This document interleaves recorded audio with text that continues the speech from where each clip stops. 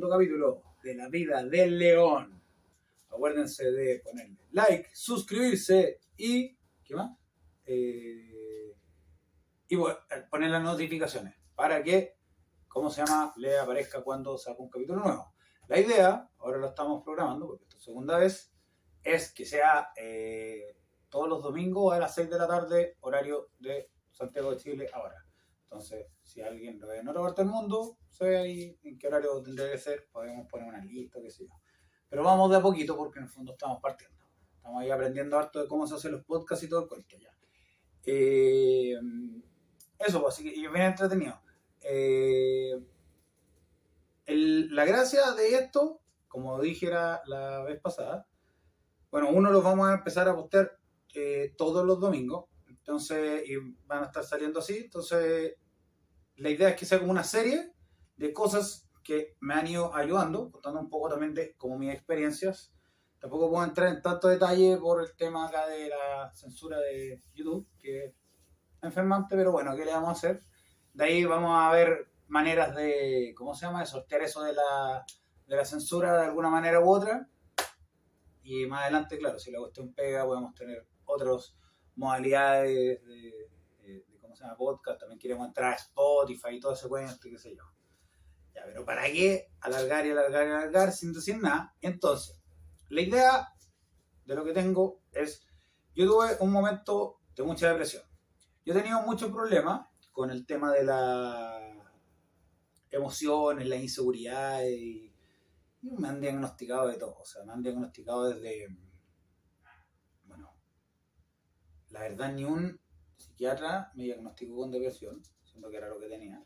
El año pasado era terrible. Pero me han dicho que soy bipolar, me han dicho que soy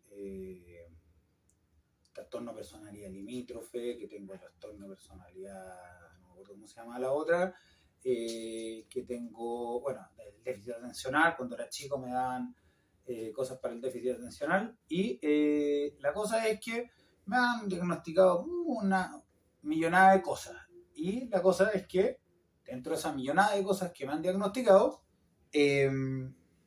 al final de cuentas nunca me han solucionado los problemas. Yo me he ido a tener que hacer cargo de mi vida, que al final de cuentas es como parte de la vida. O sea, uno se tiene que hacer cargo de uno mismo, pero no es tan sencillo, porque en la vida hay como dos corrientes de pensamiento. La corriente de que existe como uno se tiene que ser 100% responsable de todas las cosas que uno hace, y otra corriente que también está como avalada un poco por la psicología, que al final de cuentas igual las cosas vienen por un lado. O sea, en el fondo tú tienes problemas porque tuviste problemas en tu infancia, porque te hicieron bullying, porque ¿cómo se llama? Capaz que bullying hay que sacarlo, pero bueno. Porque te molestaban en el colegio, porque ¿cómo se llama?, tenías problemas con tu papá, te abandonó tu papá, o qué sé yo, todo eso, abuso, etcétera, etcétera. Entonces, esas cosas te afectan. Yo creo que va un poco por los dos lados. Ahora, la responsabilidad tuya, de repente tú haces cosas y no es que estés exento de culpa. De partida, la culpa no es una cosa que yo creo que es muy buena. El concepto de la culpa es una cosa que uno tiene como que no... Puedo hablar más en detalle del tema, pero el punto es como la culpa te destruye, la culpa es la que te tira para abajo, porque si te vas culpando todas las cosas que vas haciendo, te vas metiendo en un hoyo, porque vas pensando en el pasado y en todas las cosas que hiciste mal y cómo lo hiciste mal, y eso te va tirando cada vez en un loop hacia abajo, hacia abajo, hacia abajo. Entonces, uno a veces no tiene la responsabilidad de los actos que toma, pero a veces los actos que toma, dado cómo funciona el cerebro, y eso es un poco lo que quiero hablar ahora, a veces las cosas son automáticas, porque la gente cree que es racional, pero en verdad nosotros somos seres sintientes, nosotros sentimos antes que pensamos. La emoción y el sentimiento viene antes de lo que es la racionalidad. ¿A qué me refiero? Que en el fondo alguien te cae mal y después tú lo pones en palabras. Me cae mal. ¿Por qué me cae mal? Por tal razón. Algo te produce. Si tú ves a la persona que te gusta, tú sientes una cosa por dentro y después tú racionalizas y dices, oye, me encanta su sonrisa, me encanta esto, pero tú la ves y te produce algo Y eso es lo que hace que después tú, ¿cómo se llama? Lo pienses. Yo, por ejemplo, al haber dicho esto, y esto es un ejercicio muy loco del tema que voy a hablar ahora, que es la neurociencia y la neuroplasticidad, hay un ejercicio muy loco. Porque estoy hablando de esta persona en especial. Entonces, yo digo esta persona en especial y yo sé que mucha gente está pensando en una persona en especial. Tal vez algunos otros no. Tal vez puede ser la ex, su pareja actual, alguien X. Y hay una cosa ahí que es el tema de yo puedo evocar cosas que te producen sentimientos en base a las palabras que ocupo. Y eso se le llama neuroplasticidad. O sea, es parte, perdón, programación neurolingüística. Eso es parte de eso.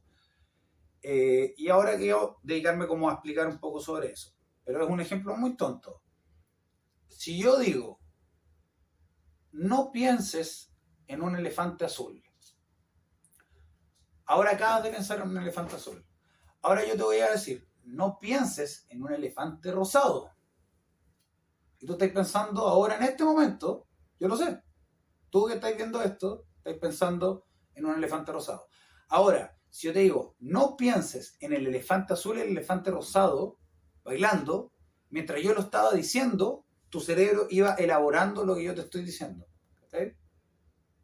Yo te digo, piensa en algo desagradable, tu cerebro va a ir a cualquier, ¿cómo se llama? Memoria que asocia con algo desagradable. Por ejemplo, un sabor que te lo encontrás asqueroso. Quizás que lo desagradable para ti es un concepto que es comida mala, o alguien te pegó, o terminaste con tu pareja. Algo desagradable, algo te produce, y eso te produce una emoción. Yo te evoco un sentimiento basado en una memoria que tú tienes. Entonces, bueno, eso es como de lo que se trata esta cosa ahora. ¿Qué es la neurociencia? La neurociencia es el estudio de las neuronas, o el estudio de cómo funcionan las neuronas y cómo afecta eso a tu comportamiento. Entonces, ¿qué son las neuronas? Las neuronas son unos palitos, como unas ramitas, unos hilos que corren por todo el cuerpo y se conectan acá en el cerebro, una con otra, con una cuestión que se llama sinapsis. Eso es tira como una corriente eléctrica de un lado a otro. ¿Y eso qué es lo que hace? Te genera como en el computador, como una programación, como un chip. Entonces, una guagua, o sea, un bebé, cuando nace, viene con esto, el cerebro en blanco. Y no hay conexiones, no hay nada conectado. Y entonces, ¿qué pasa? El cerebro es lo que se llama, es 100% plástico. Porque tiene que aprender a hacer todo. Un niño, cuando nace, no sabe ver, no sabe entender el mundo. Y ahí hay todo un tema que se puede hablar en otro capítulo más sobre el tema de cómo uno percibe las cosas y cómo todo es subjetivo, que va junto con esto y con las otras cosas que quiero hablar y todo el cuento.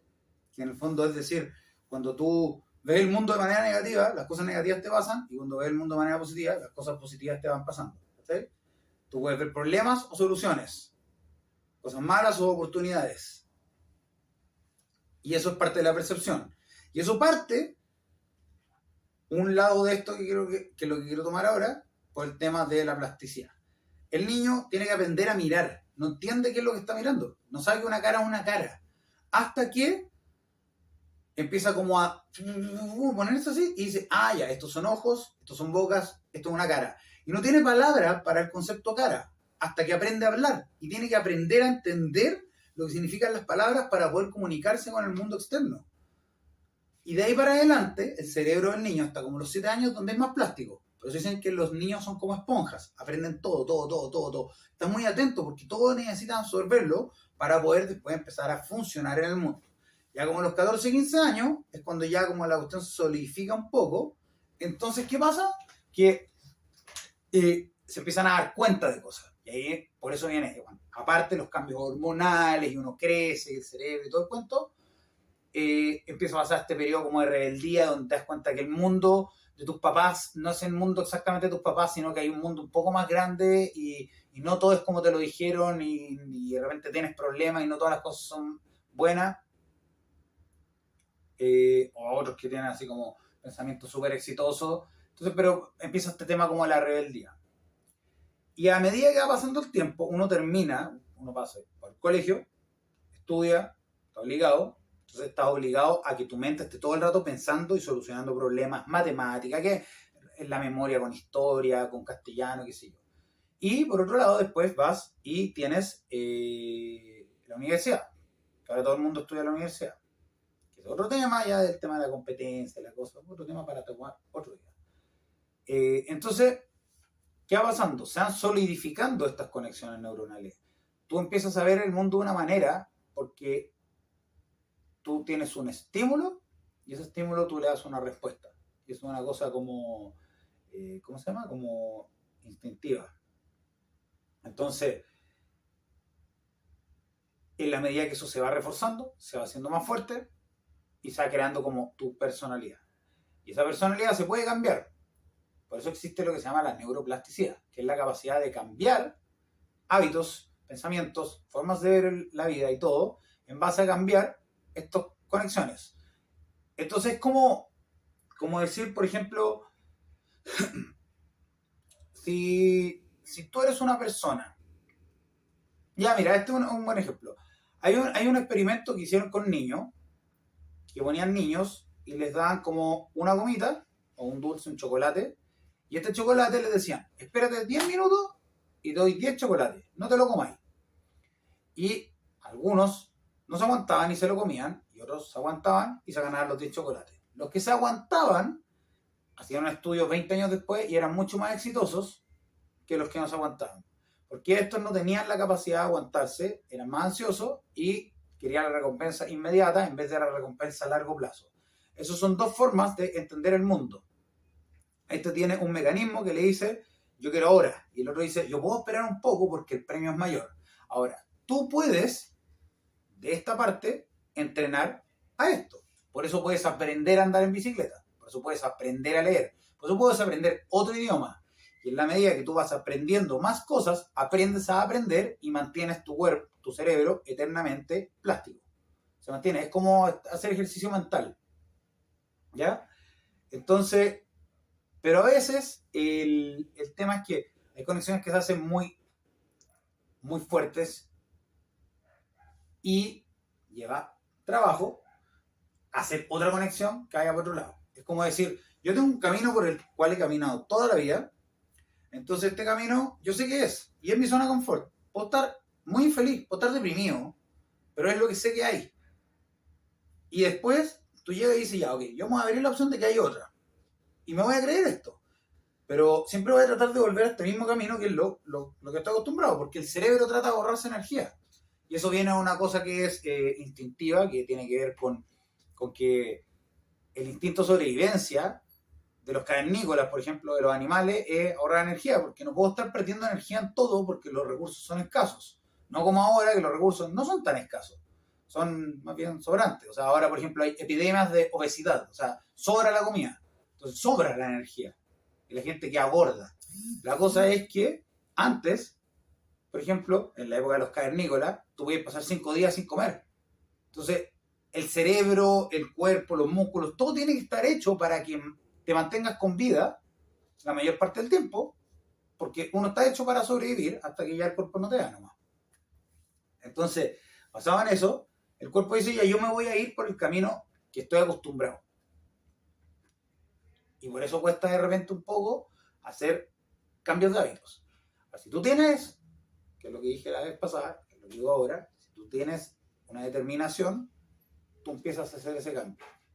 Y otro tema que después quiero hablar, que es el tema de cómo hacer las metas y por qué eso ayuda a sacarte la depresión, que es otra cuestión, que es la parte como de programar la cabeza. Entonces, bueno, tenía este tema que es la neuroplasticidad. Es estímulo-respuesta. Ok, yo llego y soy una persona que quiero un estímulo inmediato. Entonces, ¿qué es lo que pienso? Yo pienso, ¿sabes qué? Ya, por ejemplo, me consigo un trabajo. Y me consigo el trabajo y gano poca plata. Pero quiero ganar más. Y tal vez tengo que esperar un año para que me aumenten el sueldo. Entonces, a los 3 meses estoy desesperado porque la pega no me gusta, el trabajo no me gusta, porque no me satisface y no gano lo suficiente que yo creo que debería ganar. Listo, renuncio. O hago un emprendimiento, renuncio porque no me está dando lo que yo creo. Es donde está el tema de la perseverancia. ¿Qué es lo que tiene la otra persona? La otra persona lo ve de otra manera, que tiene ese camino formado. Dice, filo, yo acá voy a seguir haciendo esto, poco a poco, paso, viviendo el presente hasta que consigue la meta. Ahora, esta persona que tiene la cuestión inmediata es más probable que caiga en malas conductas, que es lo que me pasa a mí. Ahora en este momento yo estoy mejorando sobre eso, todavía no lo tengo perfecto, pero voy hacia arriba, voy hacia adelante, estoy mucho mejor de lo que he estado en años. Entonces el cerebro va aprendiendo buenos hábitos y malos hábitos. El entorno sí te afecta. O sea, si tú estás en un entorno malo, a la larga vas a estar más deprimido que en un entorno bueno. Aunque existe este caso del libro que decía que el capítulo pasado, que era de Viktor Frankl, que decía, claro, tú tienes un sentido de tu vida, tú le das un objetivo, entonces por ende sobrevives. Ok, pero puede haber sobrevivido y igual estás súper mal, no estáis contento en un campo de concentración, no podéis estar feliz, pero por lo menos te hace estar lo suficientemente fuerte para seguir adelante. Ahora, si lo ponía en otro lado y tiene a su familia al lado y un negocio que le está llegando bien y cumple todas sus cosas sociales y tiene casa, y tiene la pirámide de Maslow, que es otro tema que también se puede tomar para otro capítulo, en ese caso tú ya eres una persona que tiene más como necesidades cubiertas, por ende en teoría deberías ser más feliz. Y la cosa es que entonces esta persona que tiene esta ganas de hacer las cosas inmediatas, reacciona de una manera, se frustra, no tiene tolerancia a la frustración y pierde. Entonces, ¿qué es lo que hay que hacer? Como en el ejercicio, entrenar. Si tú quieres bajar de peso, o quieres sacar músculo, o quieres tener así un cuerpo tonificado, o quieres correr una maratón, tú necesitas tener perseverancia. Por eso hay muchos videos de motivación de ejercicio.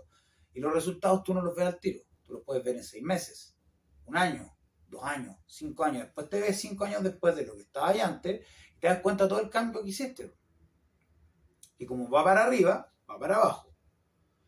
Cuando va para abajo es más fácil porque requiere menos esfuerzo. Como se ahorra energía el cerebro o el cuerpo entero, es más fácil quedarse en una zona de confort. Y esa zona de confort, si tú estás en un momento donde ya no encuentras salida, existe un concepto que se llama la desesperanza aprendida. Entonces, la desesperanza aprendida es como, volviendo al tema del libro cuando tú ya piensas que no tiene sentido nada, ya se acabó todo, no hay opción, y eso te tira a deprimirte. Y en el fondo, ¿qué es lo que estás haciendo ahí? Estás generando un estímulo. Yo me despierto todos los días y digo, ¿cuál es el sentido de hacer cualquier cosa? Porque todo lo que hago me da una respuesta que es negativa. Entonces, al final de cuentas, te acostumbras y tu mente inconsciente empieza a ver que no hay solución para nada. Y eso te tira, es como un león enjaulado. Estás durmiendo todo el día, no tenés ganas de levantarte y no haces nada. Ahora, si tú crees que tienes control sobre tu vida, tú vas y sigues haciendo cosas. Entonces, y esta cuestión se va construyendo así. Pues. Tú tienes una conexión de una neurona que, por decirte, para mover el brazo. Para mover el brazo para allá, hay una neurona que tira un chorro para acá de señal. Ahora, si me sacan ese pedazo de cerebro y yo quiero volver a mover el brazo, se puede lograr. Yo he leído sobre eso, hay un libro que se llama El cerebro que se cura a sí mismo, donde hablan de altos casos, y hay dos que son bien interesantes. Uno, una mujer que por unos remedios que había tomado había perdido el oído medio, entonces se caía todo el rato y sentía que se estaba cayendo todo el rato. Tenía vértigo 100%, todo el día, todo el rato. Imagínense lo que es estar acostado y sentir que estáis parado cayéndote. Entonces era terrible. ¿Qué es lo que hicieron? Le pusieron un casco en la cabeza con unos electrodos en la lengua. Entonces, si se iba cayendo al lado, hacía la corriente acá. Entonces, se iba aprendiendo a reconocer que si se iba para allá, iba a venir la electricidad para acá. Iba para allá, iba a venir la electricidad allá. Iba para adelante, y venía la electricidad adelante. Y así, en la medida que fue ocupando el casco, cada vez más podía estar más rato con el casco puesto sin sentir que se iba a caer. Y cada vez iba estirando. Y después empezó a pasar que se dio cuenta que se sacaba el casco y le quedaba como un espacio residual. O sea, por decirte, podía estar 2 horas con el casco sintiéndose normal hasta que ya se cansaba y después ya. Pero se sacaba el casco y quedaba media hora. Media hora normal, sin casco. Empezó a recuperar esto que había perdido. Son cosas como tratamientos experimentales, pero mi punto es que en el fondo te enseña que todo se puede aprender. Y eso es lo que se llama la neuroplasticidad. El otro caso es de una persona que era un profesor de universidad, creo, y el hijo era un doctor.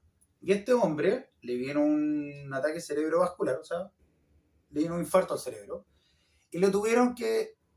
No, le vino un infarto al cerebro, quedó postrado, y cuando se empezó a como a mover un poco, el hijo dijo, yo soy doctor, yo aquí vamos a hacer algo, yo a mi papá yo no lo voy a ver así, yo le voy a enseñar a caminar, a hablar, todo de nuevo. Y él lo dijo ya, no puede partir caminando, sino que tiene que partir gateando. Y le enseñó a gatear de nuevo. Para una persona adulta, aprender a gatear debe ser súper humillante, pero la verdad si ya no tienes nada más que hacer y ves que esa es la única cosa en que te puedes concentrar, empieza. Aprendió a gatear, aprendió a caminar. La verdad yo no sé si ahora, después de eso, corría y saltaba perfecto igual que antes, pero, eso lo contó al final de la historia, la cosa es que aprendió de nuevo a hablar. Empezó a hacer clases de nuevo y a escribir libros. Y se murió haciendo escalamiento de un ataque al corazón, con los 80 años. O sea, después de haber vivido esto, haber quedado ahí, y el hijo fue a la autopsia, que igual es fuerte, o sea, ir a la autopsia de tu papá para que le abran el cerebro, para ver qué tal, solamente para entender, y literalmente un hemisferio entero del cerebro se le había muerto. Lo tenía muerto, era como una pasa así quemada. Entonces, todo lo que logró recuperar, todo se hizo en el otro lado del cerebro. O sea, literalmente se puede. Hay cosas tal vez que no se pueden recuperar, como por ejemplo la conexión de la columna, pero yo también he visto casos de personas que le han dicho que no pueden caminar nunca más y están asimilándose. Hay un caso de un skater que lo atropellaron y le dijeron que no iba a poder caminar nunca más y se miraba todos los días el dedo gordo tratando de moverlo, hasta que un día lo movió y dijo listo, aquí está, y ahora camina, no camina perfecto y todo el cuento, pero camina, y salió hasta en el video, en el documental andando en skate y todo se puede. Hay otro video de una persona que es pagán ese, que está aprendiendo para ver si uno se puede olvidar andar en bicicleta, porque dicen que si uno aprende a andar en bicicleta no se olvida nunca, y si puede aprender a andar en bicicleta al revés. Entonces a la bicicleta le pone unos piñones diferentes para que cuando doble para acá, la rueda doble para el otro lado. Entonces el hombre le pasa una bicicleta al hijo y le dice, mira, si tú aprendí a hacer esto, yo te llevo a Disney. Y él empieza a aprenderlo. El hijo se demoró 2 semanas en aprender a andar en bicicleta al revés.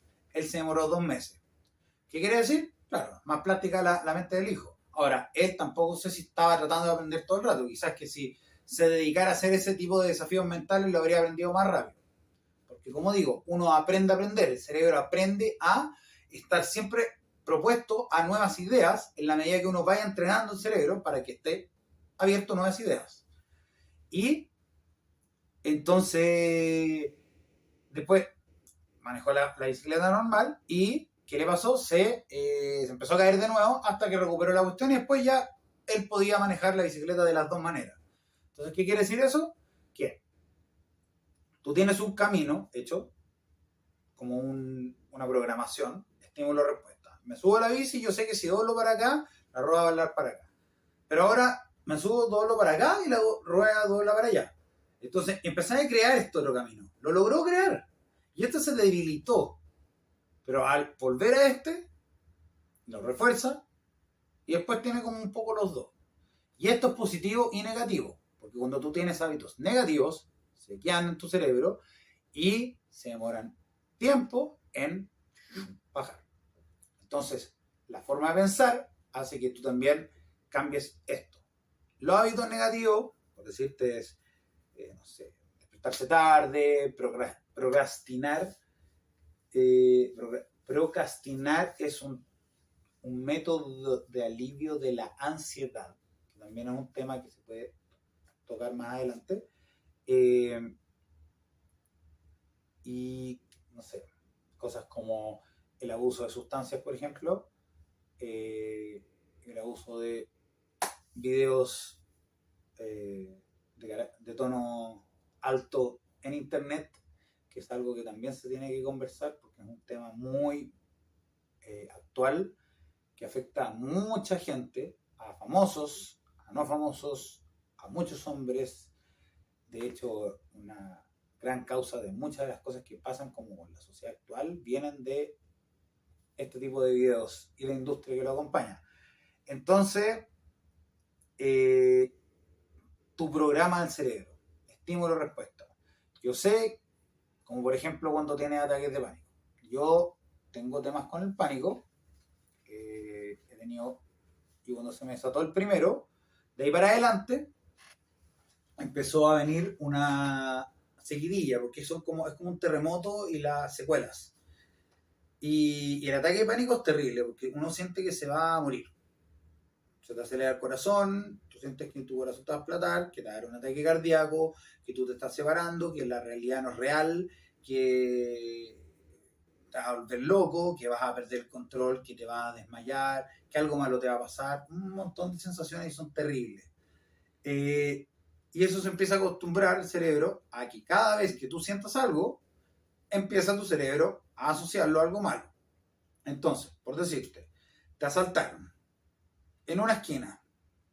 Entonces tú vas a esa esquina y te empieza a dar ansiedad, porque tú empiezas a acordarte de que ahí te asaltaron. Entonces te da miedo. Como te da miedo, estás ahí, mientras más te vas acercando, más ansiedad te da y se te puede donar un ataque de pánico. Entonces, ¿qué haces? Dejas de ir y vas a la cuadra al lado. Pero también te sientes un poco ansioso porque ya estás afuera en la calle, ahora estás porque ahora desconfías de todo el mundo. Entonces vas más atento. Entonces ya todo el rato estás ansioso pensando en algo. Entonces después empiezas a decir, ya bueno, busco la manera de hacer que, por ejemplo, ahora con la pandemia, todo es online, todo lo puedo traer, me lo puede traer alguien, entonces yo no necesito salir de la casa y puedes desarrollar lo que se llama la agorafobia, que es el tema de que ya te da miedo salir de tu casa. A mí me pasó, el año pasado yo llegué a un punto donde no, bueno, literal ya sentía que no tenía ni un sentido a la vida, nada.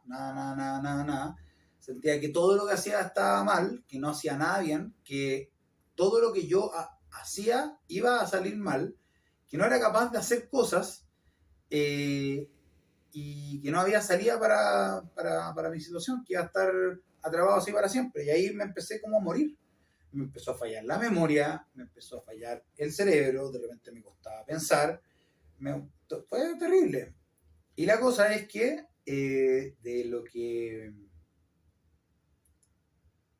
de una de las cosas que me pasó fue este tema de la agorafobia.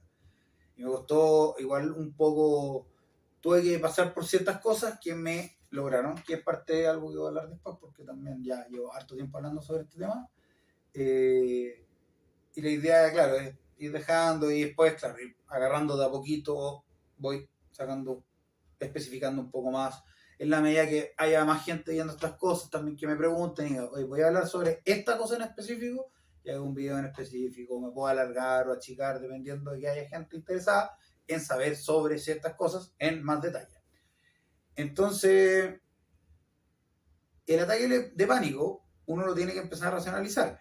El tema es que empieza a haber una cosa que, por ejemplo, se llama hipervigilancia, que es uno está súper atento a cosas que son las desencadenantes de tu miedo.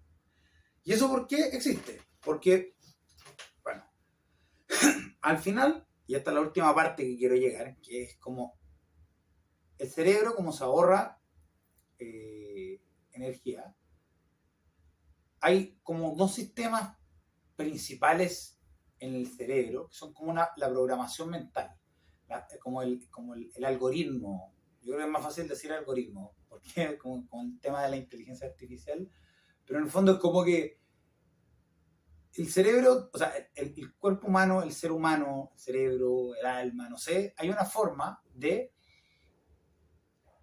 mantener a tu ser vivo. Entonces existe el sistema de recompensa y el sistema de pelea y escapa. Entonces, todo lo que he hablado antes se basa en estas dos cosas. El sistema de recompensa es el sistema que hace que cuando tú haces algo que te gusta, te sientas bien. Eso hace que te dé hambre, que es una sensación desagradable, y tú comas, y se te pasa la sensación desagradable, lo cual es positivo.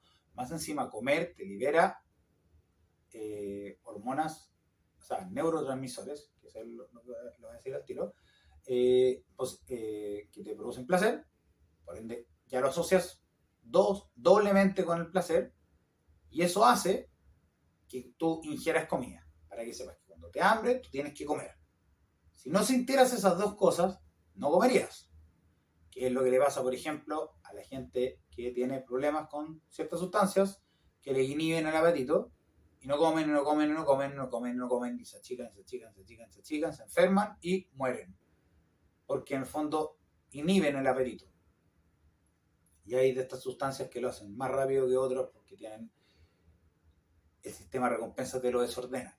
Entonces, este sistema de recompensa funciona en base a unas cosas que se llaman neurotransmisores, que la verdad uno como que cuando uno toma tragos o consume ciertas sustancias, uno no se vuelve dependiente a la sustancia en sí. Uno se vuelve dependiente porque acostumbra el cerebro a que el estímulo, tomar esta cosa, y el efecto que te produce en la cabeza, te produce cierto placer, por hartas razones. Una de esas es porque todas las sustancias en general son veneno, entonces el cuerpo, para contrarrestar el efecto del dolor del veneno, te hace sentir mal, pero después te genera sentir bien. Por eso cuando tienes mucho dolor, hay gente que tiene mucho dolor y después deja de dolerle las cosas. Cuando se corta una cosa muy grande, después ya no les duele porque el cuerpo, para evitarte el dolor, te empieza a generar ¿cómo se llaman? Neurotransmisores para que tú dejes de sentir el dolor. Porque si no, te desmayas.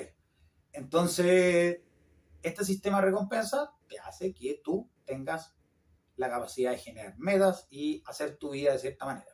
Ahora, ¿qué pasa? Tú desordenas este sistema de recompensa metiéndote cosas negativas o lo armas de una manera negativa, que empieza a tener este tema de poca tolerancia a la frustración y ¿cómo se llama? Poca tolerancia a la frustración y ¿cómo se llama? Lo que se llama la gratificación instantánea.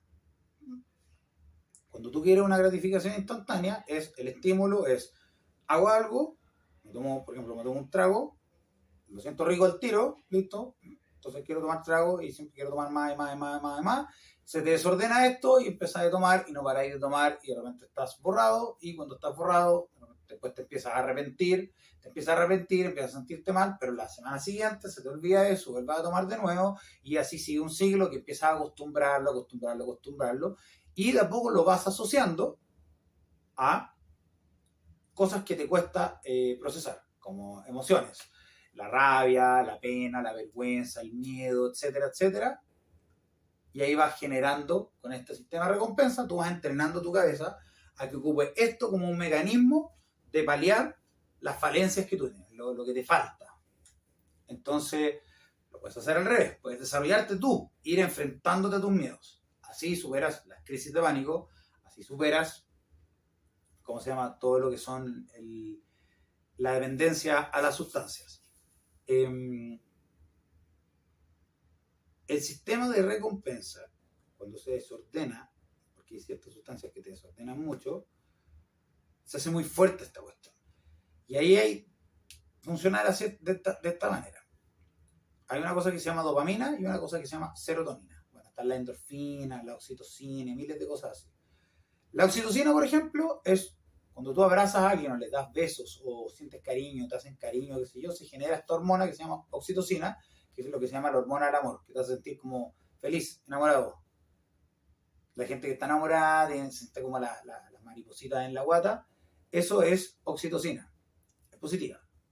Por eso te puedes volver como dependiente a una relación negativa, que también puede llegar a ser nociva porque entrenas de una manera mala el estímulo y la respuesta. Por eso hay relaciones tóxicas. Está la dopamina. La dopamina es un neurotransmisor que es como el más importante. Y lo que hace es la anticipación libera dopamina. Entonces, al anticipar algo que tú crees que te va a gustar, te manda y te mueve a ir a hacerlo. Entonces, cuando tú te vuelves dependiente a ciertas cosas negativas, es porque tu cerebro sabe que va a liberar esa dopamina y que después cuando lo haces, se va a liberar otra que se llama serotonina, que es la que te da placer, la que te hace sentir rico. Entonces, en el fondo, uno no se hace dependiente a la sustancia en sí, uno se hace dependiente a las sustancias que el cerebro te hace y a la programación que uno le dio. Y esa programación se puede cambiar.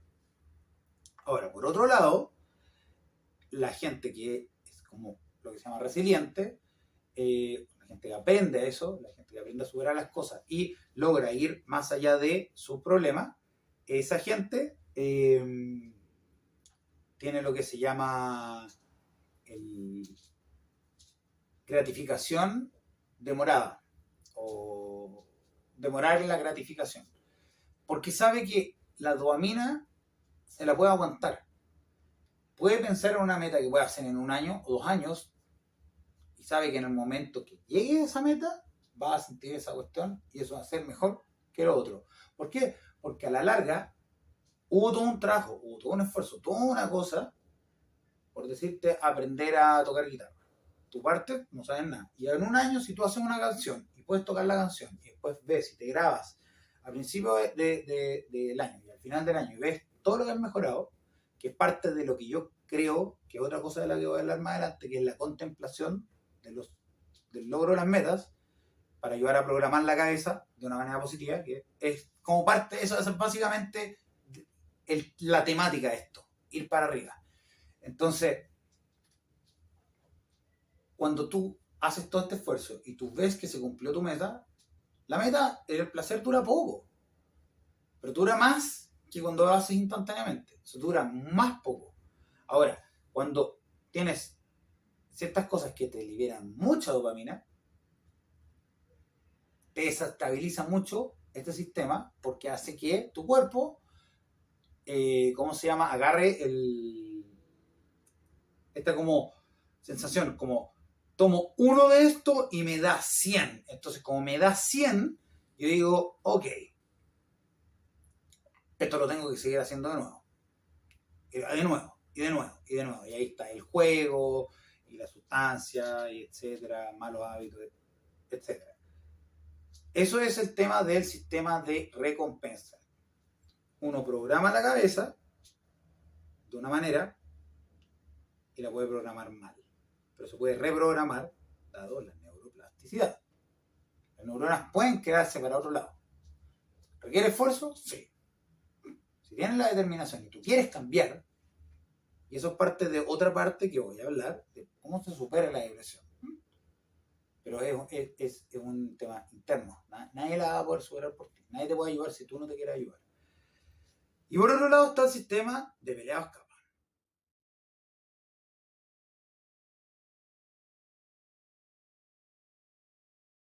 El sistema de pelea y escapa lo que hace es ayudarte con las amenazas percibidas.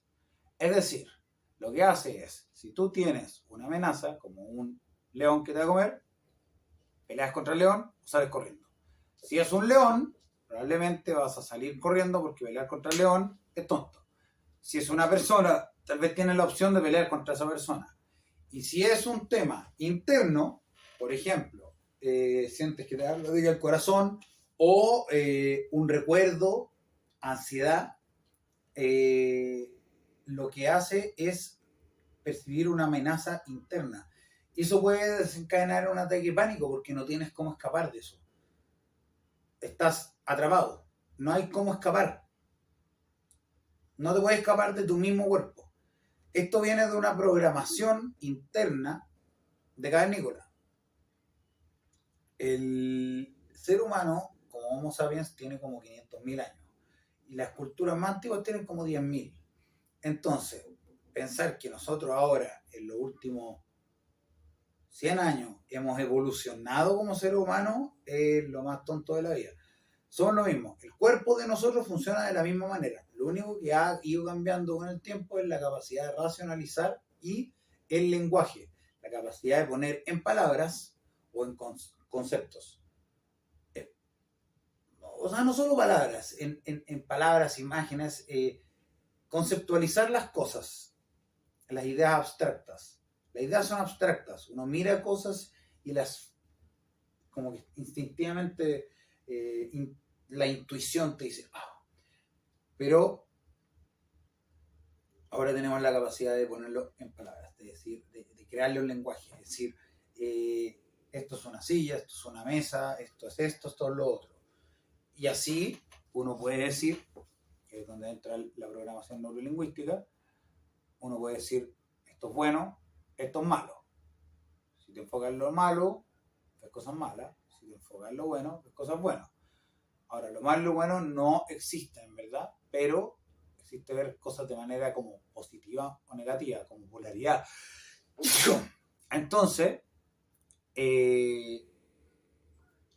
no es lo mismo decir, no es lo mismo que diferente. No es lo mismo decir, no es malo que es bueno. No es lo mismo decir, es malo o no es bueno. ¿Qué pasa? El cerebro no entiende el no. Si yo te digo no pienses en un elefante rosado, tú vas a pensar en un elefante rosado. Entonces, si yo te digo que algo no es malo, estoy enfocando de que es malo, pero no. En cambio, si te digo que algo es bueno, estoy ocupando una palabra que evoca en tu cabeza algo positivo. Si tú te dices, yo soy fuerte,